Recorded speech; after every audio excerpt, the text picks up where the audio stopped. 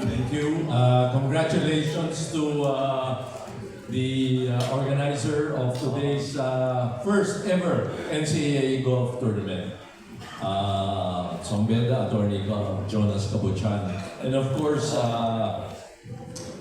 big thanks to the Philippine Sports Commission, headed by Chairman Gregorio, and of course, our Commissioner here, Fritz Gaston, my co-alumnus from Ateneo. We both played together.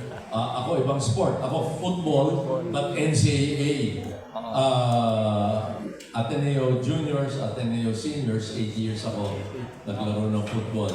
And ang kinalulungkot ko lamang ay nakagraduate na ako. I was not able to be there in the campus when Commissioner Fritz Gaston was a big star in the basketball court. But just a very short personal note, ang golf ay malapit sa pamilya natin, Laurel, dahil yung aking lolo, founder ng LPU, ay naglaro ng golf. Yan ang kanyang relaxation.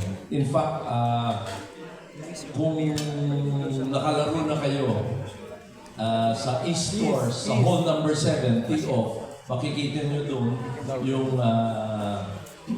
plaque na doon siya naglaro noong June or July 1943 nung binaril siya.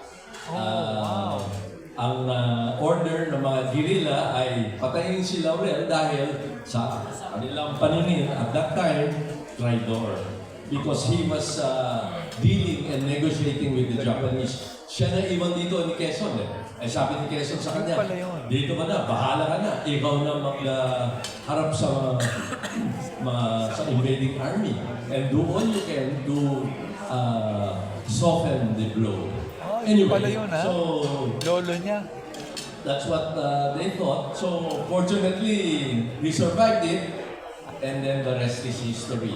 Ako naman ay, ang tatay ko, naging umabot ng semifinals of the Philippine Amateur Tournament in 1957. And doon ako natuto sa tatay ko. And we would play here in Wakwak. Dahil ang bahay namin nung lumalaki kami ay dito sa F. Manalo, dati Riverside, San Juan. Malapit lang yon.